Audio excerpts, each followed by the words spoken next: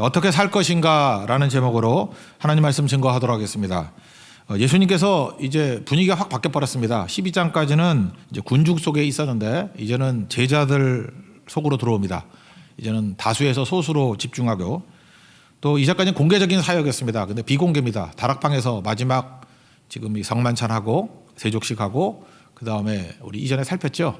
다락방 강화라 그래가지고 14장부터 17장까지 16장까지 석장이 설교고 17장이 대제사장의 기도, 이렇게 마무리를 짓습니다.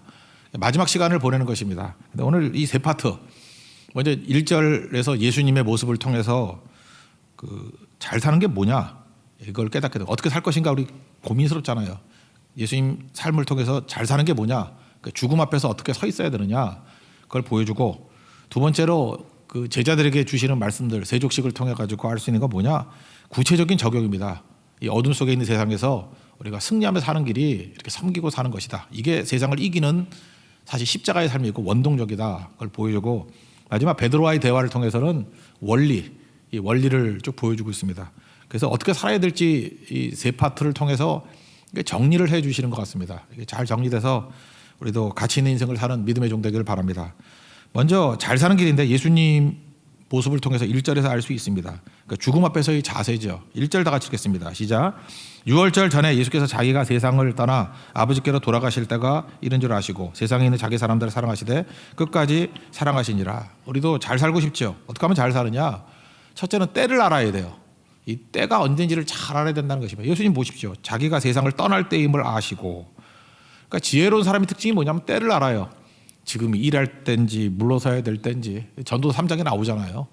지금이 뭐 나서야 될 때인지 숨어서 기도해야 될 때인지 때를 아는데, 제일 중요한 때는 죽을 때죠. 이제 죽을 때가 다 됐다. 그러니까 하나님 앞에 설 준비하는 거, 이런 때를 아는 것들이 되게 중요하다고요. 이렇게 어떤 때는 좀 안타까운 분들이 계실 때가 있어요. 연세도 좀 드셨고 분명히 보면 알잖아요. 이분이 이제 하나님 앞에 길어봐야 한 달 안에 살 거다, 이걸 알고 있는데 자기 빼놓고는 다 알고 있어요. 저도 알고 가족들도 알고 다 알고 있는데 본인만 몰라요. 그래서 계속해서 어디 가서 투자해야 된다 그러고, 그거 받았냐 그러고. 진짜 그렇다니까 그런 할아버지들 되게 많아요. 지금 한 달 앞에 하나님 앞에 서야 되는데 지금 건물 임대료 들어왔나, 어디 투자하라, 그거에 정신 팔려 있어. 어떤 때는 설교할 엄두가 안 나요. 엄두도 안 나가지고 쭉 지켜보다가 나중에 진짜 직설적으로 하나님 말씀을 증거하죠. 준비하라고. 지금 뭔 소리 하는 거냐고. 그러니까 저는 그렇게 얘기해요. 어리석은 일 그만하고 이제 참내 지혜로 돌아오라고. 지혜가 뭡니까? 하나님 앞에 서야 된다는 거 아는 거 아니에요? 세상에서 이 영적 지혜가 있는 사람들 보면요, 어떤 90 넘은 어떤 의사분인데 90 넘어서 회심하기가 쉽지 않잖아요. 이분이 회심하고 돌아왔다고요. 이 사람은 지혜가 있다고 생각해요. 자기가 굉장히 많은 그 환자들 돌봤는데, 뭐 죽을 환자들 뭐 죽는 사람 제일 많이 보는 게 의사 아니겠어요? 의사하고 목사겠지. 그죠? 근데 믿는 사람, 그분이 말하는 게, 예수를 믿는 사람들은 죽을 병에 걸렸는데도 두려워하지 않는데, 그거 참 이상하죠. 죽을 병 그랬는데 연속으로 여긴다는 거예요. 이 땅에서 이렇게 숨 쉬다가 눈 떠서 예수님 웃고 계시면 천국이다, 이렇게 그런 게 있는가 봐요. 그래서 두렵지 않아 하는 거. 분명히 죽을 병인데. 반면에 믿음이 없는 사람은요, 죽을 병도 아닌데 살 병인데 그렇게 두려워한대. 혈압이 어떻다느니, 뭐 당뇨 치수가 어떻다느니, 그걸 잘 죽지도 않는데, 그죠? 근데 이게 벌벌벌 떨면서 맨날 그 근심 걱정, 그러다가 걱정하다 죽죠. 그러니까 그런 걸 바라봤다라는 거예요. 이분에게 전도를 했더니 나도 영생 원한다고. 하나님께서 내게 이런 환자들의 모습들이 내게 보여주신 증거라고. 그러니까 지혜 있는 거죠. 나 예수님 믿기를 원한다고. 참 이런 보다 드문 케이스거든요. 내가 볼 때 이분 진짜 지혜로운 분이에요. 하나님께서 지혜를 주신 거죠. 때를 하는 거예요. 때를. 우리 영원치 않습니다. 그 때를 하는 게 중요한 거죠. 히브리서 9장 27절, 한 번 죽는 것은 사람에게 정하신 것이요. 다 죽잖아요. 그래서 전도서에 나오잖아요. 잔치집 가지 말고 초상집 가라고. 초상집 가가지고 금방도 오지 말고요, 한 시간씩 죽치고 앉아 있어. 그리고 아무것도 얘기 안 해도 괜찮아. 뭘 생각해야 되냐면 죽음을 묵상해야 돼. 죽음을. 그 다음에 내 차례구나. 나도 죽는다. 하나님 앞에. 그 다음에 어떤 사람의 인생을 보면서 뭐가 남나, 안타까운 게 뭔가, 아쉬운 게 뭔가, 그거 살펴야죠. 순식간에 죽음은 뭐 예고하고 오는 거 아닙니다. 순식간에 와요. 여러분들 삶과 죽음이 얼마나 종이 한 장 차이인지 알아요? 예를 들어서 월요일 날 죽었어요. 그럼 오늘 제가 돼 있어요. 3일장이잖아 거의. 월요일 날 죽으면요. 월요일 날 뭐 안녕 목사님 이러다가 죽으면 오늘 제가 돼 있다니까. 더 리얼하게 얘기해. 오늘 죽었어요. 그러면 토요일 날에는 뿌려져 있어 다. 금요일 날 제가 돼 있다니까. 그게 인생이에요. 3일 사이에 움직이는 사람이 제가 돼 있다니까. 근데 뭘 자랑하고 뭘 연연하고 그렇게 있습니까? 한 번 죽는 것은 사람에게 정하신 것이요. 그 후에는 심판이 있으리라. 하나님 앞에 서 있어야죠. 아들이 있는 자에게는 생명이 있고 아들 없는 자는 생명이 없다. 요한일서 5장 12절 나오잖아요. 그러니까 예수님 붙드는 거 이건 믿을 수 없는 거죠. 어떻게 믿어요? 다음 주에 믿겠다고? 오늘 죽으면 3일 있다가 쟨데? 그럼 바보가 있어요. 그걸 어리석다고 그러지. 어리석다고. 그러니까 오늘 당장 하나님 앞에서 내가 생각할 게 뭐냐 하면 죽음 앞에서 때를 알아야 되니까 때를 항상 뭘 준비하고 살아야 돼요. 왜 밤에 잠을 자는지 알아요? 내일 아침이 이 세상일지 천국일지 몰라요. 잠잘 때마다 기대하고 자야 돼. 내일은 세상일까요? 예수님일까요? 그러고 가라고. 예수님이 더 좋을 수도 있지, 그죠? 그러고 가는 거예요, 사람이. 그러니까 때를 정확히 아는 거. 예수님은 죽을 때를 알고 계셨다. 아버지께 돌아갈 때를 알고 계셨다. 그게 잘 사는 길이라고요. 항상 이걸 염두에 두고 살면은 잘 사는 인생이 된다는 것입니다. 지금 허랑방탕하게 사는 사람들 보고 정신 팔려 사는 사람들 보면은 때를 몰라, 이 때를 몰라서 디모데후서 3장 같은 데 보세요. 그 말세의 특징이 뭐예요? 엉뚱한 거 사랑하잖아. 돈 사랑하고 쾌락 사랑하고 그죠? 하나님 안 사랑하고 뭐 세상 더 사랑하고 그러고 있잖아요. 두 번째, 잘 사는 길은 예수님을 보면서 알 수 있는 게 뭐냐? 죽음이 끝이 아니라는 걸 아는 거죠. 죽음이 끝이 아니라는 게 뭐예요? 아버지께 돌아간다 그러잖아요. 우리 한국말이 참 좋은 것 같아요. 돌아가셨어 그러잖아요. 그 말에 의미가 있잖아요. 어디로 돌아가요? 아버지께로 돌아간 거지. 끝이 아니죠. 동물이야 끝이겠지만 우리 집 강아지는 죽으면 끝이겠지. 걔는 뭐 천국에서 만나보자. 잠깐 이런 소리 하지 말아요. 걔가 왜 천국 가? 걔는 거기서 끝이겠지만 사람은 끝이 아니에요. 여러분도 약간 느끼죠? 이렇게 죽어서 끝이 아니라는 거. 못 느껴요? 영혼을 사모하는 마음을 하나님께서 우리에게 주셨다 그러는데 나만 있나? 여러분 그런 거 없어요? 있죠? 하나님 그랬죠. 영혼을 사모하는 마음을 우리에게 다 신겨줬대요. 그래서 믿던 안 믿던 다 그런 걸 갖고 있대요 우리에게. 그러니까 끝이 아니잖아요. 세 가지 꼭 물어봐야 됩니다. 이게 철학의 주제이기도 하지만 인간의 존재로서의 주제예요. 어디서 왔나? 뭘 해야 되느냐? 어디로 가야 되나? 그죠? 뿌리, 사는 거, 돌아갈 곳. 세 가지 물어봐야죠. 어디서 왔나? 우연히 왔어요? 우연히? 부모로부터 왔어요? 아닙니다. 하나님께로부터 왔어요. 하나님이 주신 생명이에요. 우리 생명은 한자가 너무 재밌잖아. 생명. 살라는 명령이잖아요. 그러니까 생명을 줬다는 건 뭐냐면 명령이라고 살라고 하는 명령. 그럼 살아야 될 거 아니야. 어떻게 잘 살아야 될 거 아니에요. 그러니까 어떻게 살 것인가 두 번째 물어야죠. 어떻게 살아야 돼요? 부르심대로 살아야 돼요. 하나님의 부르심. 내 뜻대로 살면 허랑방탕하게 될 가능성이 있는데 하나님이 부르시는 거, 그러니까 하나님이 콜하는 거에 대해서만 순종하고 살아도 인생이 짧아요. 그러니까 허성세월 하지 말고 그냥 가만히 있다가 하나님께서 부르시는 거에 대해서는 충성하라니까. 조금 전에도 기도했죠. 우리 믿지 않는 사람들은요 길 찾느라고 에너지 되게 많이 소비해. 근데 우리의 길을 인도하시는 분은 예수님이에요. 길을 인도하시는 걸 어떻게 인도하셔요? 이렇게 함께 인도하는 것도 있지만 부르심을 통해서 이리 가라 저리 가라. 아브라함도 부르셨고 다 불렀잖아. 그게 부르심. 그게 하나님 약속이거든. 부르심, 콜링. 그거를 듣고 글로 가는 거예요. 그리고 내 모든 에너지를 그 길 걸어가는 순종하는 데 다 쏟아붓는다니까. 그러니까 얼마나 강력한 인생이 되겠어요. 그죠? 이 길은 확실한 길이고. 그래서 세상 사람들은 이렇게 더듬어가지만 우리 예수 믿는 사람은 달려가요. 표떨량하게 달려간다고. 왜? 확실하다는 거죠. 달려간다는 건. 그러니까 얼마나 빠르겠습니까? 뭐 속도가 게임이 안 되는 거죠. 우회하지도 않고 거의 방황하지 않는 길을 달려가니 뭐 한 사람을 통해서 엄청난 일을 이루는 거죠. 그래서 달려가다가 사도 바울이 디모데후서 4장 6절 8절에 쭉 얘기하잖아요. 나의 달려갈 길을 마치고 그러잖아요. 자기 인생을 어떻게 살았다고? 달려갔다니까. 표떨량하게 달려갔다니까. 왜 달려가죠? 콜링 따라가지고 순종하는 데 에너지를 다 쏟아부었기 때문에. 그러니까 주님이 저기서 야 와 그러면 알았습니다 아멘 하고 막 뛰는 거야. 거기 갔다가 또 여기다 하고 야 그러면 또 막 뛰어가고. 만약 내가 찾아간다 그러면 뭐 어디로 가야 될까 이런 거잖아요. 하다못해 아침에 보면요 출근하는 사람과 집에서 노는 사람의 발걸음의 차이가 있어요. 출근하는 사람은 좌우를 쳐다보지 않아요. 회사를 향해서. 근데 할 일 없는 사람들은 여기 우유 저기 벌써 걸음걸이 보면 알아. 저 사람이 놀고 있는 사람인지 직장 가는 사람인지. 근데 예수 믿는 사람들은 어떻게 돼? 달라요. 표대를 향해 달려가는 인생을 산다니까. 표대가 뭐예요? 주님의 콜링 아니야. 부르심. 달려간다고 막. 그리고 달려갈 길 또 마치는 시간이 오잖아요. 다 마치고. 후회가 없겠죠? 하나님의 부르시면 후회가 없잖아요. 후회가 없잖아요. 그죠? 후회 없이 달려가고 난 다음에 내게 예비하신 관, 면류관이 기다리고 있다고. 사도 바울이 그렇게 고백하죠. 4장 6절에서 디모데후서 8절. 그게 고백입니다. 고백. 우리 그런 인생을 살아야 되는 거죠. 이 땅을 살아가면서 해결해야 될 문제가 두 가지가 있는데 하나는 죄 문제고 또 하나는 죽음 문제라고요. 달려갈 때. 이 문제 내가 해결 못해요. 죄를 내가 어떻게 해결하나? 루터같이 뭐 고행하면 되나? 계단에 뭐 무릎 까질 정도로 다녔다며. 지금도 그래요. 일부러 막 고생하는 사람들이 있어요. 내 죄가 크다고. 그런다고 잊혀지나? 예수님의 보혈의 피로만 해결돼요. 예수님께로만 해결된다고. 그러니까 해결 못하는 두 가지 문제, 죄 문제, 죽음 문제는 예수님 붙들어야만 해결돼요. 예수님과 꽉 묶여야 돼. 그럼 죄 문제가 해결이 되고요. 어떤 죄를 지었다 할지라도 예수님이 대신 값을 치렀다니까요. 그래서 예수님이 내가 값을 치렀어. 그러면 정죄가 힘을 다 잃어버려. 그 죽음이 두렵잖아요. 근데 죽음은 예수님과 함께 죽고 예수님과 함께 부활하잖아요. 살아난다니까. 천국 간다니까요. 그래서 예수님만 붙들면 죄 문제, 죽음 문제가 해결돼요. 그러니까 인생 최대 과제가 뭡니까? 예수 믿는 거지 뭐 딴 게 뭐 있겠어요. 그거죠. 그게 제일 잘 사는 길이죠.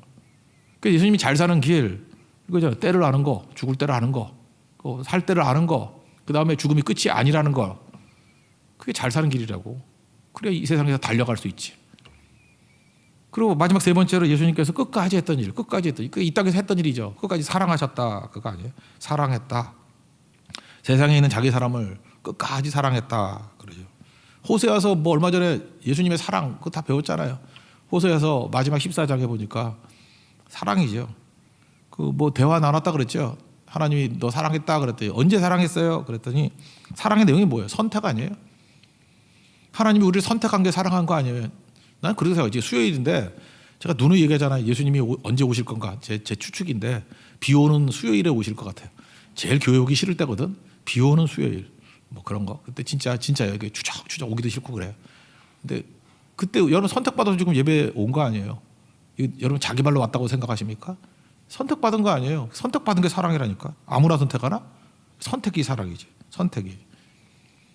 호세아가 고멜 사랑했다고. 어떻게 사랑했어요? 선택한 거 아니야. 네가 뭐 음란하든 더럽든 간에 내가 선택했어. 그게 사랑이지. 선택하고 어떻게 하죠? 그러니까 죽어라 사랑하잖아요. 죽어라. 그게 하나님 사랑이라는 거예요. 그러니까 하나님의 선택받은 백성들 고달픔이 있죠. 이제 제가 얘기했잖아요. 그 국가대표로 뽑히고 선택받아가지고 결승전에 올라가서 월드컵 결승전에 올라갔어. 우리 쇼핑 못해요. 그죠? 이렇게 뭐 에버랜드 못 가요. 그런 거 못 타. 결승전에 올라왔기 때문에 죽어라 연습해야 된다고. 그게 사랑이죠. 하나님의 사랑.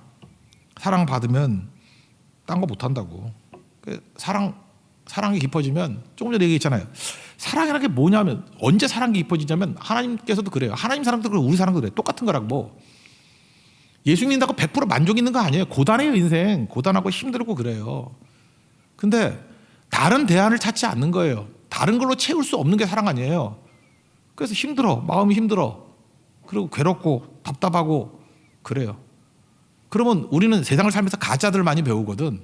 뭐 대표적인 가짜가 술 마시는 거, 뭐 대표적인 가짜가 뭐 게임하는 거, 대표적인 가짜가 뭐 그죠, 뭐 이렇게 드라마 보고 뭐 이러는 거, 영화 가는 거, 뭐 그런 약간 위로가 되잖아. 근데 그게 위로인가? 진짜 사랑은 이런 거죠. 그냥 죽치고 괴로워하는 거야 끝까지. 외로워하는 거예요. 아파하는 거예요. 힘들어하는 거예요. 너무너무 힘들어하는 거예요. 그러다가 신랑 대신 예수님이 오셨을 때 활짝 웃으면서 안기고 기뻐하고 그게 사랑 아니에요? 그 사랑은 이게 채워지지 않는 경험이 있어야 돼요. 불만족이 있어야 만족을 느끼지. 우리 지금 너무 배불러 있잖아. 그 몸도 건강하려면 배고파야 된다며. 아침 식사가 브레이크 패스트잖아요. 패스트가 금식 아니에요. 금식. 패스트 금식하는 거를 브레이크 깨버리는 거예요. 그러니까 아침은 뭐예요? 반드시 패스트가 있어야 돼. 패스팅. 금식이 있어야 된다고. 그러니까 저녁 한 6시쯤 먹고 적어도 12시간은 금식을 해야 돼. 6시에 먹고 금식. 아침 우리 7시에 먹으니까 예배 끝나고 땅 하고 먹으면 13시간 금식 아니야. 그래서 금식을 깨는 거. 그럴 때 다 같이 지금 뭐예요? 그러면 브레이크. 뭐래요? 패스팅. 그게 브렉퍼스트예요. 근데 우리는 어떠죠? 11시에 치킨 시켜 먹고 12시에 피자 시켜 먹고 2시에 오징어 구워 먹고, 그런지 이게 위가 꽉 차 있으니 이게 만족이 되나? 그러니까 몸만 띵띵이 붓고 부작용이 있고 그러는 거 아니에요? 아침을 맛있게 먹는 방법이 뭐예요? 패스팅이 있어야 돼. 브레이크 패스팅. 하나님의 사랑도 마찬가지죠. 하나님이 사랑이라는 게 뭐야? 이렇게 좀 떨어져 있는 시간이 있어야 좋은 거지. 그죠? 그래야 이게 그리움이 생기고 목마름이 생기고 그런 거죠. 그러니까 진짜 사랑은요, 떨어져 있어도 부인 못하는 거예요. 그 기쁨을 알기 때문에, 그 사랑을 알기 때문에 외면할 수 없고 떠날 수 없는 거. 고단해도 못 떠나요. 그게 사랑이라고. 아니, 엄마가 자기 애가 힘들게 한다고 부인할 수 있나? 내 자식 아니라고? 아버지가 뭐 잠깐 돈만 달라 그런다고 아들을 외면할 수 있나? 진짜 사랑하는 두 남녀가 떠나갈 수 있나? 치고받고 싸워도 또 만나지. 그러니까 사랑하지 않은 거지, 그게. 그죠?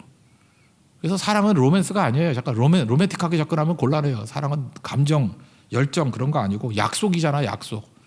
약속이에요, 약속. 약속은 감정이 없어도, 열정이 없어도 약속이라고. 약속으로 가는 거지, 약속으로. 그죠? 그게 쭉 가는 거죠. 그래서 약속 지키면, 끝까지 사랑하면 나머지는 다 부수적으로 오는 거예요, 부수적으로. 기쁨도 오고 평안도 오고 열매도 있고 만족도 있고 뜨거운 감동의 눈물도 있고. 그래서 세상에서 제일 불쌍한 사람이 사랑 모르고 살아요. 사랑 안 하고 사는 사람. C.S. 루이스 얘기했죠. 어렸을 때 엄마 돌아가시고 피도 눈물도 없이 그냥 버티고 살다가 58세인가 그 조지 데이비맨이라는 여자 만났어요. 그 과부인데. 그래서 사람이 60세에도 연애가 되는가 봐. 둘이 뜨겁게 사랑을 했어. 근데 여자가 암 걸려서 1년 만에 죽는다 그랬는데, 이 C.S. 루이스가 이 조이 데이비맨 만나가지고 변화된 거예요. 똑똑한 남자예요. 그러니까 감정에 휘둘리면 인생 못 살아. 남성 세계가 그렇거든. 감정에 휘둘리면 안 돼. 영국 사회가 더 하지. 그래서 감정 표현을 안 한 거예요. 그 조이 데이비맨이 만나자마자 첫 번째 했던 얘기가, 너 인생 그따위로 사냐? 네가 그게 인생이냐? 그래서 사랑하는 여자를 만나야 돼. 직언을 해줄 수 있으니까. 그거 아니라고. 너는 만족도 못하면서 만족한 척하고, 그죠? 너는 뭐 감정만 다스리면 뭐 다 되는 건지 아냐? 너 왜 그렇게 살아? 좋으면 좋다 그러고 싫으면 싫다 그러고 뜨거움도 있고 눈물도 있고 그래야지. 진짜 사랑을 모르는구나. 그리고 내려놓고 진짜 사랑했어, 둘이. 사랑했다 1년 만에 뭐 죽는다 그러더니만 제가 알기로는 4년인가 뭐다 기억이 안 나. 4년인가 6년인가 더 살았어요. 그 조이 데이비맨. 그러고 난 다음에 4가지 사랑 뭐 이런 거 쓰고 그 이후에 글들이 달라졌어요. 이게 바로 뭐예요? 꼭 채워줘야만 돼? 우리 진짜 사랑은요, 이렇게 채워지지 않는 게 오랜 시간이, 고통이 오랜 시간이 있는 거예요. 맨날 뭐 기쁘기만 하고 얄팍한 사랑이지. 맨날 기뻐봐. 그 마약 계속 하면 되지. 와봐, 내가 말이 하나 계속 주고 뭐 주사만 놔주면 계속 기쁘다가 며칠 있어 죽을 걸. 그렇잖아요. 인생이 배고픔을 느껴야 음식이 맛있지. 그죠? 피곤했음이 있어야 깊은 잠이 들지. 인생이 다 그런 거죠. 진짜 사랑도 그런 거 아니에요? 예수님은 사랑하고 사셨어요. 고통이 없었다는 얘기가 아니에요. 텅 빈이 없었다는 얘기 아니에요. 버림받은 느낌이 없었다는 얘기 아니에요. 끝까지 사랑 놓치지 않았어요. 사랑이 아플까 봐 사랑 안 한다고? 세상 그런 거짓말이 있어. 사랑이 뭔지를 모르는 거지. 2절에 보니까 가룟 유다 나오죠. 배신하잖아요. 사랑과 배신. 꼭 드라마 제목 같네. 사랑과 배신. 이게 반대말 아니에요. 사랑이 무슨 배신이야. 가룟 유다는 예수님을 사랑한 적이 없었던 거예요. 2절 한번 읽어보겠습니다. 시작. 마귀가 벌써 시몬의 아들 가룟 유다의 마음에 예수를 팔려는 생각을 넣었더니. 뭐 마치 글만 딱 읽어보면 마귀가 주도해가지고 마귀에게 책임이 다 있는 것 같이 보이는데 아닙니다. 이건 합작품이에요. 마귀는 배신할 마음을 심겨준 거고 가룟 유다는 그걸 영접한 거죠. 사랑하는 사람은 절대 그거 영접 안 해요. 여러분 한번 생각해 보세요. 여러분 아버지나 어머니 부모님이라 그러면 자식을 팔아먹을 생각을 누가 집어넣는다고 그걸 품을 수 있어요? 있나? 기회가 되면 뭐 이런 거 있나? 그거 아무리 시험을 준다 그래도 이런 지하에 거절하고 말도 안 된다 그러는 거죠. 근데 벌써 뭐예요? 합작품이지. 마음에 틈이 있는 거 아니야? 틈이 있으니까 받아들이는 거죠. 예수님 보세요. 3가지 시험이 뭐 딴 건지 알아요? 틈이 없다, 그게 주제예요. 마귀가 와서 예수님 3가지 시험을 했는데 예수님에게는 틈이 없더라. 그러니까 시험 당하는 것들을 보면 다 틈이 있기 때문에 그래. 시험이 왜 시험돼요? 시험이 먹히는 게 문제지. 시험이 왜 먹혀?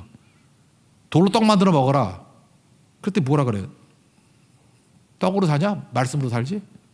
그러잖아요. 틈이 없죠. 말씀 저버리고 떡으로 살겠다고 하는 거에 대해 가능성을 아예 무시해버리잖아. 뭐 성적 꼭대 뛰어내리라. 그러면 인기 없고 센세이션을 일으킬 것이다. 시험하지 마. 사랑은 시험하는 거 아니야. 제가 변학도가 훨씬 사랑했다는 얘기 내가 미리 하고 얘기했는데도 불구하고 아직도 비난하는 사람이 있어. 이몽룡은 시험하잖아. 속이고 시험하잖아. 시험하는 게 무슨 사랑이야. 여기서 혹시 이몽룡 같은 사랑하려고 그러지 마. 잠깐 시험하려고 그러지 말아요. 친구하고 짜가지고 자꾸만 그 남자친구 시험하려고 그러지 마. 그게 무슨 사랑이야. 시험하지 말라. 주 너의 하나님을 시험하지 말라. 그죠? 시험하지 말라. 틈을 안 주잖아요. 우리 일확천금 좋아하잖아요. 뭐 벼락부자 되는 거. 로또 이런 거 좋아하잖아. 절하기만 해. 그러면 다 줄게. 주 너의 하나님만 경배하라. 그 예배만 포기해봐. 다 줄게. 이런 거 아니에요. 그게 뭐 영혼 팔아먹는 거지. 나는 그게 원래 뜻은 아닌 거 알아요. 뭐 빚내가지고 뭐 집 사고 하는 걸 영끌이라 그러다면 영혼을 다 끌어당겨서 산다면 영끌. 나 그런 말을 할 때 그거 하고 싶지가 않아. 그냥 장난이라도. 너무 신성 모독적인 것 같아. 아니 영을 끌어모을 데가 없어서 집에다가 영을 끌어모아? 그럼 장난이라도 그렇게 말하고 싶지 않다니까. 근데 이거 아무렇지도 않게 얘기하잖아. 영끌이라고. 아무데나 영끌이래. 아무데나 영끌. 그러니까 집 한 채를 가지고도 영혼을 팔아먹으니 뭐 세상 다 준다 그러면 다 팔아먹겠네. 마귀가 우리를 그런 단어를 사용하는 걸 통해 가지고 잠깐 무장해제시키는 거라고. 영끌이 가능하구나. 가능하지 않아요. 온 세상 다 줘도 영끌은 가능하지 않아요. 우리 주님밖에 없어요. 주만 섬기는 거예요. 예수님 세 가지 시험에서 이겼다는 게 뭐예요? 틈 주지 않았대요. 틈. 근데 우리는 이런 시험들이 올 때마다 이렇게 틈 저렇게 틈 주니까 빠지는 거죠. 가론유다가 마귀가 예수를 팔려는 생각을 넣었어요. 틈이 있으니까 들어가지. 그 예수님같이 그냥 이런 자에 거절한다 그러면 아니 예수님만 섬겨야 돼. 예수님만 사랑해야 돼. 뭔 소리야? 뭐 이런 거죠. 우리 사랑도 마찬가지. 남자 여자의 사랑도 마찬가지야. 누가 틈을 주니까 그 유혹을 하지. 그죠? 이런 자에 끊어버리고 하면 누가 그 옆에 갈라고는 하나? 그러니까 그것도 자기 책임도 있는 거지. 일제시대 때 어떤 목사님이 일본 그 뭐 경찰이죠. 순사라고 와가지고 신사참배하라고 회의 잠깐만 하니까 울었대잖아요. 힘들어서 온 게 아니라 하나님 앞에 얘기했대요. 내가 저놈한테 엉터리 목소리를 보여가지고 나를 회유하러 왔다고. 내가 얼마나 틈을 많이 보였으면은 일본 순사의 눈에 설득하고 위협하면은 신사참배할 걸로 보였냐고. 틈이 보인 것 같이 인상을 줬을까봐도 회개하는 분이었다고요. 그러니 뭐 순교까지 안 하겠어요. 왜 내게는 시험이 많아요? 틈이 많아서 그래요. 틈 보이니까 맨날. 우리 얘기예요, 그죠? 틈부터도 주지 말아야죠. 떡 갖고 시험하면 말씀으로 살아야 해요, 그죠? 뭐 뛰어내는 인기 갖고 인기는 무슨 인기야? 하나님 시험하면 안 돼. 나는 하나님께서 아무 말씀도 안 하시고 아무런 사인 안 보내신다 할지라도 나는 주님 시험하지 않아. 난 주님밖에 없어. 언제까지요? 주님 응답하실 때까지 기다릴 거야. 내 공허함 딴 걸로 채우지 않아. 내 고통 딴 걸로 위로받지 않아. 그게 틈 주지 않는 거예요. 그리고 맨날 얻는 거 뭐 그렇게 돈이 그렇게 좋아요? 뭐 하나 위험만 해도 넘어가고 하나님만 경배하라. 그 뭣도 예배를 가로막을 수 없어. 그런 거죠. 그게 승리하는 거라고. 예수 이렇게 사셨습니다. 이 모습. 이게 잘 사는 거예요. 그러니까 잘 사는 길은 뭐예요? 오늘 정리하면은 잘 사는 길. 때를 아는 거죠. 때를 아는 거. 죽을 때라는 거. 끝이 아니라는 걸 아는 거. 그리고 제일 잘 사랑하며 사는 거예요. 사랑이라는 게 뭐예요? 항상 만족하는 거 아니에요. 그분 아니면 만족 없습니다. 그게 사랑이에요. 그래서 부인할 수 없고 배신할 수 없고 포기할 수 없고 떠날 수 없는 거. 그게 사랑이라는 거. 여러분 잘 사는 하나님의 종되기를 축원합니다. 그 다음에 두 번째 예수님이 제자들의 발휘죠. 이제 제자들의 모습을 통해서 이제 구체화시키는 거예요. 우리에겐 두 개의 창이 있죠. 그 고넬을 통해서 배웠잖아요. 기도와 구제. 그러니까 하나님을 향한 창, 그 다음에 이웃을 향한 창. 마태복음 22장에 율법사가 물을 때 율법 중에 큰 계명이 뭡니까? 하나님 사랑, 이웃을 내 몸과 같이 사랑하는 거. 이게 선지자여 율법과 선지자의 강령이다. 그러니까 두 가지 창이 다 열려야 커지고 풍성해진다라는 거예요. 근데 우리는 되게 하나님에 대한 창은 뭐 설교의 90%가 다 그 얘기 아니에요. 다 알잖아요. 그러면 그거를 전제하고 그걸 전제한 게 성만찬이야. 여기는 지금 성만찬이 나오지 않는데 마태, 마가, 누가요에는 성만찬이 나오고 요한복음에만 세족식이 나와요. 그러니까 두 개를 다 한 거죠. 그러니까 성만찬과 세족. 성만찬은 하나님을 향한 창이죠. 마태복음 26장 같은 데 보면 26절에 뭐 이렇게 떡 주면서 먹어라. 내 살이다. 포도 주면서 내 피다 그러잖아요. 먹어라.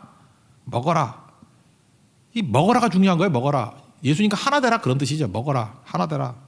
이해하는 거 아니라는 거죠. 예수 믿는 거 이해하는 거 아니고 그냥 먹는 거예요. 피와 살이 돼가지고 그냥 먹는 거. 그래서 지금도 그래요. 너무 공부식으로 예수님 접근하면 그 성경 공부라 잠깐 공부식으로 예수님 접근하면 믿음 성장이 느린 것 같아 내가 보니까. 그냥 먹는 거예요. 그래서 이상하게 믿음의 능력 그런 게 있어요. 잘 믿는 사람. 먹는 사람이에요. 그냥. 뭐 과학 갖다 두면 이게 제일 그 이상한 사람이 밥알 되는 사람이 있죠. 밥알 되고 뭐. 나 그런 사람은 진짜 밥 먹기 진짜 싫어. 과자를 줬는데 꼭 뒤집어서 칼로리를 계산해. 뚱뚱한 주제. 내가 볼 때 날씬한 사람인데 그런 말도 안 해. 뚱뚱한 주제. 칼로리가 뭐 밥 한 공기인데 뭐 300kcal, 400칼로리 뭐 이러면서 그러면 진짜 과자 같이 먹고 싶지 않아. 신장을 그렇게 먹으면 어떡해. 그냥 먹어야지. 그래서 같이 과자 먹고 싶지 않아요. 근데 물론 뭐 몸에 나쁠지 모르지만 하여튼간에 기분 좋게 먹는 사람의 특징이 뭐냐면 그냥 주면 먹어요. 계속 먹어. 나도 기뻐서 같이 먹어요. 그래서 같이 고통당하고 그래서 우리는 하나가 됐음을 느껴요. 그죠? 그 신앙은 먹는 거, 예수님 먹는 거라니까요. 요즘 젊은이들은 먹는 게 뭐 나쁜 뉘앙스라 그러는데 우리 때는 나쁜 게 아니었는데. 그래서 이어령 씨 같은 사람이 먹는 거에 대한 표현을 제일 잘 표현한 게 이어령 씨의 그 책들에 되게 많이 해요. 이어령 교수. 그래서 우리 한국 사람은 하나됨을 다 먹는 거로 표현했다. 나이도 먹는다, 겁도 먹는다. 이게 한국 사람이 고유한 묘사라고. 이거 나쁜 사람이 먹는다는 걸 너무 나쁜 걸로 표현한 것 같아. 이거 되게 중요한 거예요. 한 몸 된다는 거예요. 한 몸 된다. 하나 된다. 그죠? 나이와 내가 하나 돼버린다. 나이가 내 인격이 돼버리고 내가 겁을 먹으면 겁이 나와 인격이 하나가 돼버리는 거야. 잘 먹어야죠. 예수님 먹으래. 예수님 먹으라고. 같이 하는 거예요. 그냥 같이 생활하는 거예요. 그게 성만찬이라고. 먹으라. 그러니까 아버지를 분석하는 사람이 어디 있어요? 이게 아버지인가 아닌가 DNA 검사하고 그런 사람이 어디 있어? 그냥 아버지로 먹는 거죠. 아버지를 먹는다. 뭐예요? 아버지로 여기고 그냥 아버지한테 요청하고 아버지 사랑하고 그냥 그렇게 사는 거예요. 너무 심각하지 않게. 그래서 정만찬에서 보여주는 게 뭐냐 하면 따지는 거 아니고 그 예수를 먹는 거야. 이 먹는다라는 표현을 사도 바울은 이걸 뭐라고 표현했냐면 옷 입는다라고 표현했어요. 네가 변화되기 이전에 그냥 옷 입어버리는 거야. 그 옷 입는다는 표현 많이 쓰잖아요. 그 멀쩡한 사람도 예비 군복 입히면은 이상해지잖아 사람이. 그죠? 근데 어떤 사람이든가 경찰관 옷 입히면 경찰관 같이 행동하잖아. 어떤 사람이 의사 옷을 입히면 의사 비스무리하게 행동하잖아. 그죠? 옷이 그 사람을 결정하지 않아요? 마찬가지로 예수로 옷 입어버리래. 그러니까 예수로 살아버리래. 뭐 고민하면서 나는 그런 존재가 아닌데 이런 거 하지 말고 예수님이 사랑하면 살아버리고 용서하면 용서하면 살아버리고 예수님이 기도하라면 기도하면 살아버리고 어떻게 하면 이게 가능하죠? 예수님이 나의 주인임을 깨닫고 나는 순종하는데 100% 에너지를 다 쏟아부으면 그냥 살아버리는 게 순종 아니에요. 그게 먹는 거라고 먹는 거. 성만찬은 그걸 말하는 거예요. 성만찬 하면서 예수님과 내가 하나가 됐기 때문에 나는 죽고 NIBC 나는 죽고 예수로 살 거야. 예수로 살아버릴 거야. 그게 예수님 먹는 거라니까요. 그게 성만찬이다. 이제 내가 떠나가면 너 성만찬으로 살아라. 예수 먹고 살아라. 예수 옷 입고 그냥 예수로 살아버려라. 첫 번째 명령. 두 번째가 세족식이죠. 세족식은 뭐냐면 너 세상 속에 들어갔을 때 이 세상 코스모스라는 단어는 요한복음에서 다 나쁜 뜻으로 써요.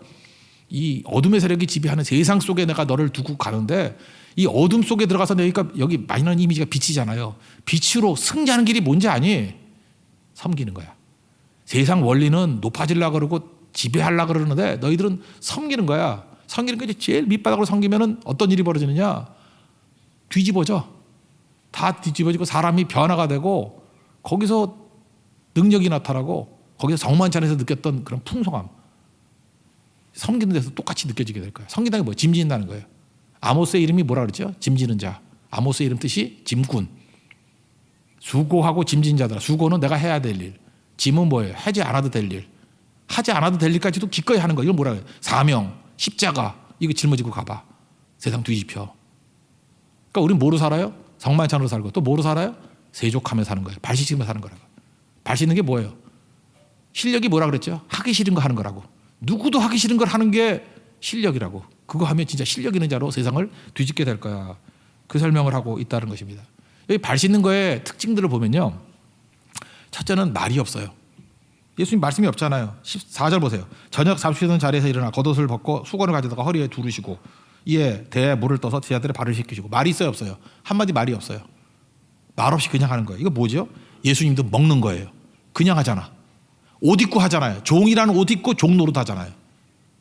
우리는 말이 뭐 필요해? 그냥 하면 되는 거지. 그냥 하는 거야. 그냥 자동적으로. 계산하지 말고 따지지 말고. 말 없다는 게 뭐예요? 침묵한다는 게 뭐예요? 그 예수님을 먹는 거라니까. 그냥 하는 거라니까. 그냥. 그 세상에서 제일 무서운 게 뭐냐? 그냥이에요. 나는 우리 예수님 사람 좀 이게 멋진 사랑의 고백을 했으면 좋겠어. 남녀지간에 우리 청년들 막 사랑하잖아. 뭐 청년만 사랑하다 이상하네. 주 안에서 우리도 사랑하잖아. 그죠? 이렇게 예수님 안에서 우리 서로 사랑하잖아. 이렇게 쭉 대화 나누다가 참 내가 너를 주 안에서 사랑해요. 그럼 우리는 꼭 이유를 물어. 그 죄성이 있어가지고. 왜냐? 우린 인과관계가 있기 때문에 원인과 결과를. 그래서 원인이 자기한테 있을 거라는 얘기를 들으면 기분이 좋아져. 이 죄인이기 때문에. 왜? 꼭 물어봐. 왜? 그러면 그 얘기 듣고 싶지. 예뻐서. 그 원인 4개 있잖아. 뭐 이렇게 어깨가 역삼각형이라서. 하다못해 진짜 거지 같으면 돈 많아서 그 얘기를 듣고 싶으라고. 그건 다 쓰레기야, 쓰레기. 그거 뭐 들어봐야. 그럼 뭐 예쁘면 못생기면 사랑하지 않을까? 또 그 역으로 붙잖아. 그럼 뭐 싸우면 되지. 세상에서 제일 좋은 고백이 뭔지 알아요? 사랑해. 근데 왜? 그냥. 이게 무서운 거예요. 이거는 아가페야. 그죠? 이건 아가페. 헤세드야. 인애. 이건 무조건적인 사랑인 거예요. 이유를 몰라요. 그냥. 예수님이 그랬어요. 그냥. 우리가 섬길 때도 그냥 섬기래요. 말 없이. 그냥 하는 거예요. 그냥. 어떤 사람은 더 유난을 떨어요. 누가 볼까 봐 동네방네 소문내면서 뭐 사진 찍으면서. 왜 선교해요? 그냥 하는 거예요. 왜 구제해요? 그냥 하는 거예요. 그냥. 왜 이렇게 성실해요? 제가 옛날에 교육전사 할 때 그 양지에 학교 다니면서도 예배 다 나오고 새벽기도 나오고 수요일날 나오고 막 그랬거든. 그랬더니 우리 전임 목사님이 그러더라고. 너는 왜 나오냐? 교육전사가. 왜 나오니? 그때 내가 진짜 그랬던 것 같아. 그냥이요? 아, 그게 무서운 대답이었어. 뭘 왜 나와? 뭐 담임 목사님한테 사랑받으려고 나와? 웃기고 있네. 아니 목사 되려는 사람이 뭐 담임 목사님이 우상이지. 예수님 앞에 서 있는 거지 뭐 누구한테 칭찬 들으려 나오나? 그냥 해. 그냥. 여러분 세상에 제일 무서운 소리 그냥 하는 거예요. 누가 보던 안 보던 그냥 하는 거. 뭐 박수 쳐주면 더 잘하고. 그럼 벌써 거기 종속됐다는 거 아니야. 그냥 하는 거야. 그냥. 예수님이 지금 보여주잖아요. 말 없이 했다는 건 뭐냐. 그냥 하라는 거예요. 먹듯이. 그죠? 밥 먹듯이 그냥 하라는 거야. 밥 먹듯이. 그냥 하는 거죠. 그냥. 그리고 뭐예요? 종의 모습이죠. 여러분 그 종들도 두 종류 종이 있잖아요. 유대인 종이 있고 이방인 종이 있잖아요. 그 유대인 종은 6년 지나고 난 다음에 해방시켜줘야 되기 때문에 율법상. 그들에게 시켜서는 안 되는 게 발 씻는 거예요. 거기서 할 수 있는 게 뭐죠? 그 발 씻는 것은 굉장히 낮은 계층이 하는 것 중에서도 가장 치욕적인 거죠. 발 씻는 거. 지금 그래요. 뭐 발을 왜 씻냐 그러는데 한번 생각해 보세요. 지금 포장이 돼 있지만 이렇게 막 흙덩이, 먼지 덩어리 있는 막 이렇게 먼지라고 생각하면 돼요. 우리는 촉촉하니까 웬만하면 먼지도 잘 안 나잖아. 막 먼지 있는 그런 흙땅. 거기를 샌들만 신고 다녀봐요. 그럼 발이 흙하고 다 섞여 있죠. 그렇지 않아요? 그 발은 무조건 더러워지게 돼 있어. 이제 팔레스타인에서는. 그리고 걔네들이 밥을 먹을 때 우리 같이 이렇게 양반 다리가 앉아 먹어요? 양반 다리가 앉아 먹으면 냄새가 지코로 올라오지. 그죠? 의자에 앉으면은 뭐 사실은 뭐 발 냄새 잘 안 나지. 근데 걔네들 먹는 거 못 봤어요? 기대서 먹잖아. 기대서. 지금 여기 형제가 있는데 내가 옆에서 기대했어. 그러면 내 발이 저 형제 코에로 들어간다고. 그러니까 기대서 먹잖아요. 그거 알죠? 그래서 그 앉아서 그런데 다 나눠지 나오잖아요. 기대서. 얘네들이 먹는 게 기대는 거라고. 그러니까 발을 안 씻을 수가 없어. 다 씻게 돼 있다고. 근데 제일 낮은 종이 씻겨줘야 되는데 없잖아요 여기. 그럼 자기가 스스로 씻어야 된다고. 그러니까 마리아가 예수님께 발에 향유를 붓고 머리털로 닦았다는 건 가장 존귀한 자기 머리털로 가장 더러운 발을 닦았다. 이건 그 문화권에선 최고를 가지고 최악을 섬겼다 그런 뜻이에요. 최악의 상태를 가지고 최고의 향유 옥합을 깨가지고 부었다 그런 뜻이라고. 그러니까 이건 보통이 아니죠. 근데 그걸 예수님이 하신 거라고요. 근데 거기 율법에 또 그런 게 있어요. 사랑하면 발 씻을 수 있대. 사랑하면. 그렇게 최고의 사랑의 묘사죠. 그걸 알고 있어야 된다. 그러니까 우리가 할 일이 뭐예요? 하나님께서 우리에게 힘과 능력을 주셨어요. 뭐 다 여러 가지 줬어요. 그럼 우두커니 앉아가지고 높은 자리에 올라가려면 경쟁이 심하다고. 우리가 할 일이 뭐예요? 그냥 어디 가서 누구 발 씻어줄까 그런 거죠.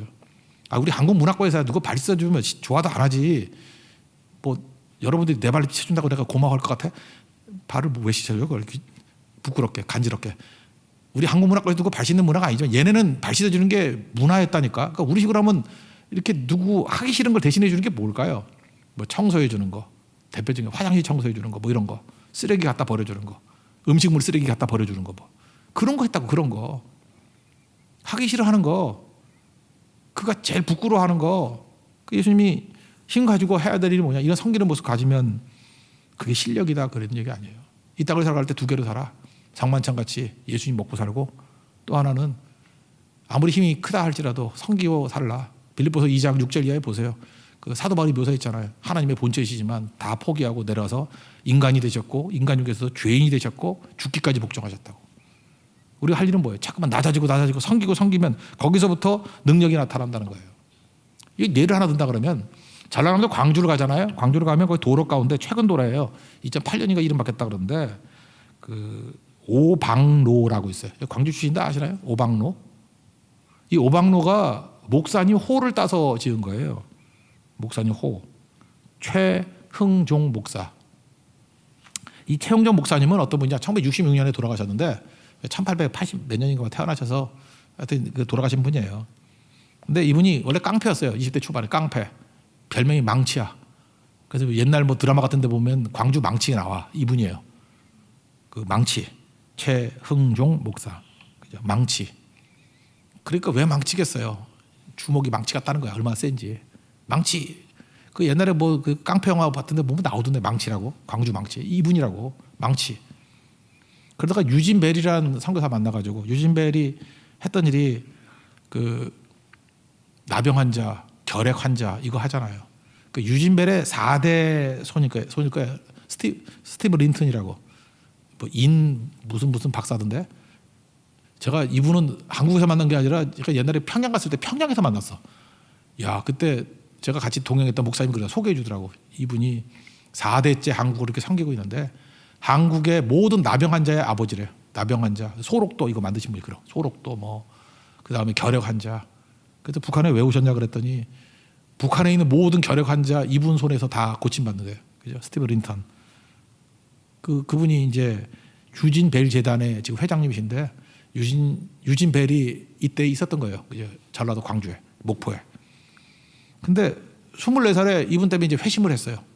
예수 믿고. 근데 진짜 변화가 된 건 뭐냐 하면 병원에 제중병원이라고, 제중의학 기독병원이에요. 그러니까 그 연세대 세브란스가 원래 제중원이었잖아요. 그래서 아마 거기도 병원 많이 세우는가 봐. 그래서 지금은 기독병원이 됐고 옛날에는 제중병원으로 이제 바뀌었는데 거기서 이제 조수로 섬기다가 길을 가는데 그 광주에도 옛날에 그렇게 나병 환자들 되게 많았는가 봐. 길거리에. 우리 한국에도 나병 환자가 꽤 눈에 띄었는가 봐. 포사이드라는 목포에서 사역하는 선교사님을 만나러 갔는데 길가에서 그 죽어가는 나병 환자가 있더라는 거예요. 그래서 이 포사이드 이 선교사님이 거기서 전염 되고 막 그러잖아요. 진물이 나고 막 고른 냄새가 나고 그러는데 그때 자가형이 나귀거든요. 나귀 타고 가다가 나귀에 그 사람을 태우더래. 이게 업어가지고. 그리고 털외투 되게 비싼 거잖아요. 지금도 털외투가 비싼데 옛날에야 뭐 옷이 없을 때인데 털외투를 덮어주고 충격받았대요. 이 깡패 망치가. 아니 저 피고름이 몸에 다 묻는데 저 비싼 옷에다가 저걸 묻히네. 근데 이 나병 환자가 제대로 걷질 못해가지고 지팡이 짚고 가다가 지팡이를 이렇게 떨어뜨리는가 봐. 그때 포사이드 선교사님이 이 망치한테 야 그 지팡이 주워와. 차마 못 집었대요. 왜? 지팡이에 진물이 묻어 있어서 전염될까 봐. 그래서 못 쥐고 이렇게 머뭇머뭇 거리다가 이분이 깨져버린 거예요. 도대체 저분은 어떤 분인데 나병 환자를 저렇게 껴안고 낙이 태우고 털외토 입히고. 원래 백인들은 우리 또 그런 선입견이 있잖아요. 차별적인 거, 뭐 우월하다 뭐 그런 것이 있는데 그때 저 선교사가 와가지고 저 우월한 위치에 있는 사람이 이렇게 어려운 사람들 섬기고 돕는가. 여기서 다 깨진 거예요. 이분은 포사이드 때문에 깨진 사람이에요. 그리고 나머지 평생 포사이드 같이 살았어요. 그래서 이분 60년에 돌아가셨는데 광주에서 시민장으로 했고요. 뭐 아마 제가 기록이 옛날에 기억나는데 나병 환자하고 거린들이 수백 명이 왔대요. 제 장례식에. 이 망치 목사님 찾는다고. 최홍정 목사님. 이분이 왜 호가 오방인지 알아요? 오방. 이거 제가 다 외울 수가 없어서 써왔는데 정치 방기, 경제 방종, 가사 방만, 사회 방일, 종교 방랑. 여기서부터 해방된다고. 5가지 해방이에요. 요즘에 나의 해방 일지 뭐 이런 거 본다며 젊은이들이. 뭐 이렇게 드라마도 있다 그러는데 해방, 나의 5가지 해방. 요약하면 이거예요. 정치 방기. 정치 포기 안 하고 이분이 항일 독립운동했어요. 경제 방종 자립했어요. 누구 의지하지 않고 자립한다. 한국 교회가 자립했어요. 선교사한테 의지 안 했어요. 그 다음에 가사방만 뭐예요? 가사방만 뭐 여러분도 아시겠죠? 근면하게 한다고 뭐 설거지 쌓아두고 청소단 그런 거 안 한다고. 그 다음에 사회방일 이거는 쾌락 축구에서 뭐 술 노름 뭐 여자 차다니고 이런 거 안 한다고. 종교 방랑 불신 안 하고 믿음의 세계에 머무르겠다고. 5가지 해방이에요.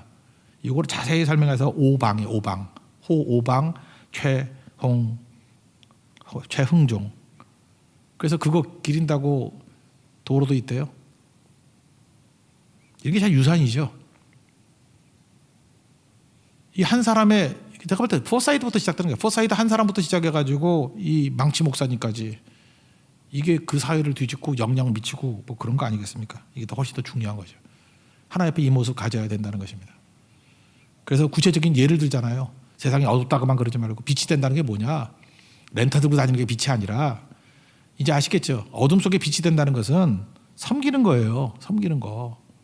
짐을 지고 들어가는 게 그게 빛이라는 거예요. 그 빛이 뭔지 알겠죠? 여러분 세상에 빛 되십시오. 그러면 반드시 다른 사람의 짐을 짊어지는 모습이 있어야 된다. 그 얘기입니다. 마지막 3번째 베드로 대화를 통해서 알 수 있는 건 뭐냐 하면 있어야 주죠. 없는 거 줄 수 없죠. 안 주면 고치다 그러잖아. 내게 있는 것을 내게 준다고. 1,000만 원인 사람은 1,000만 원 줄 수 있고 1억인 사람은 1억 줄 수 있어요. 있는 거 주는 거예요. 없는 거 줄 수 없죠. 제일 먼저 받아야 된다는 거예요. 원리 이거죠. 믿음은 드림보다 받아들이는 거예요. 그래서 영접하는 자 그 이름을 있는 자는 하나님의 자녀가 되는 권세가 있다 그러잖아요. 지금도 매력 있는 사람이 어떤 사람이냐? 잘 영접하는 사람이에요. 누구 말을 잘 듣고. 특별히 제가 옛날에도 뭐 그런 예 많이 들었잖아요. 왜 늙은 남자는 젊은 여자를 좋아하느냐? 그 나이가 19살, 20살 이럴 때는 썰렁한 유머를 해도 깨득깨득 웃잖아요. 근데 나이 30만 넘어봐. 뭘 여기다 안 웃어. 내가 더 재밌는 얘기 해줄까? 뭐 이러면서. 그러니까 매력이 하나도 없어. 그러니까 지금도 여러분 매력 있으라고 어떻게 하면 되죠? 유머를 영접하라고. 누가 말 같지 않은 소리를 해도 웃어주고 김상진 집사님 하는 유머도 웃어주고 그러면 그거 구원받아요. 그런 사람 구원받아. 그죠? 이렇게 막 구원받는다고. 유머를 영접하라고. 지금 베드로에게 가르쳐준 게 그거예요. 너 영접해라. 뭐 드리는 거 이전에 영접하는 게 중요해. 하나님이 주시는 모든 것, 예수님 주신 모든 것들을 받아들여야 돼. 그런 거죠. 그래서 8절 보세요. 베드로가 이르되 내 발을 절대로 씻기지 못하시리이다. 예수께 대답하시되 내가 너를 씻어주지 아니하면 내가 나와 상관이 없느니라. 그러니까 예수님이 발 씻어줌을 갖다가 받아들이는 거. 예수님께서 발 씻어준다 그러면 뭐 맡기는 거고 예수님이 사랑한다 그러면 사랑 받아주는 거고 그런 거죠. 받아주는 거. 영접이 필요하다는 거죠. 그래서 예수님 사랑 많이 받아야 돼요. 받아야 줄 수 있다고. 사랑 받아야 사랑을 주지. 그래 예배 드려야 예배가 먼저죠. 성만찬에서 잠깐 예수님을 먹고 예수님 옷 입고 그래야 성김이 가능한 거지. 그래서 일부터 하는 거 아니에요. 예배부터 하는 거라고. 일부터 하는 게 아니고 사랑부터 하는 거지. 사랑이 먼저예요. 사랑이. 순서가 그렇다는 거예요. 받아야 줄 수 있다. 이게 첫 번째고 그 다음에 발 씻는 것과 목욕은 다르다는 거죠. 회개와 구원이 다른 거죠. 그러니까 목욕은 뭐냐 하면 구원받은 거예요. 구원받아서 하나님의 자녀가 된 거야. 예수님 믿으면 영접하는 자, 꼭 그 이름을 믿는 자에게 하나님의 자녀가 되는 거. 이게 목욕이에요. 구원받았죠? 하나님 자녀 됐죠? 그럼 하나님의 자녀라고 안 들어? 우리 애가 태어났는데 안 들어? 그러면 날마다 이렇게 씻어주는 거, 그걸 밟는 거예요. 그걸 회개라 그런다고. 그러니까 그 차이를 얘기하고 있죠. 9절, 10절 다 같이 읽겠습니다. 시작. 시몬 베드로가 이르되 주여 내 발뿐만 아니라 손과 머리도 씻어 주옵소서. 예수께서 이르시되 이미 목욕한 자는 발밖에 씻을 필요가 없느니라. 온몸이 깨끗하니라. 너희가 깨끗하니 다는 아니니라 하시니. 그러면서 뒤에 가룟 유다는 사랑이 아니었음을 지금 설명하고 있잖아요. 사랑하면 절대 배신 못해요. 그리고 마지막 중요한 게 뭐예요? 균형이죠. 균형. 그러니까 균형이 중요하다고 해요. 베드로같이 이렇게 양극단으로 가면 안 되고 뭐 발 못 씻어요 그랬더니 나중에 목욕까지 시켜줘 그러면 예수님 뭐라 그래? 나 때밀이냐 임마 그러잖아. 그런 소리 하면 안 되고. 그래서 믿음과 삶의 이 균형이 꼭 필요하다는 것입니다. 균형. 제가 어떤 그 글을 하나 봤더니 그러더라고. 그 남자나 여자나 이성이 이렇게 매력을 느끼는 외모가 있대. 그 특징이 뭐냐면 잘생긴 사람을 보면은 좌우 대칭이 딱 이루어져 있대. 보니까 현빈을 보니까 좌우 대칭이 딱 이루어져. 그 다음에 내가 어떤 배우 얘기를 할게 자존심 때문에 딱 보니까 대칭이 안 돼 있어. 그리고 내 사진을 봤어. 대칭이 안 돼 있어. 잘 사세요. 여러분들 대칭됐으니까. 그래서 칭찬이 뭐냐면 너는 얼굴이 좌우 대칭이야. 예쁘다는 뜻이에요. 잘생겼다는 뜻이야. 그러니까 인생도 그래요. 이렇게 균형이 잡혀야 돼. 그러니까 뭐죠? 요한일서 3장 18절 보니까 말과 혀로만 사랑하지 말자. 뭐래요? 행함과 진실함으로 하자. 이제 말 그만하고요. 행동하십시오. 그러니까 또 뭐예요? 성만찬과 발씻음 이 두 가지 같이 가야 된다고. 하나님을 향한 창과 이웃을 향한 창 같이 가야 돼요. 호세아와 아모스가 같이 가야 된다고. 그럼 훨씬 더 풍성해지고 이걸 같이 가면 뭐라 그래요? 너 참 예쁘다. 너 참 잘생겼다 그런다고. 좌우 대칭이 돼 있기 때문에.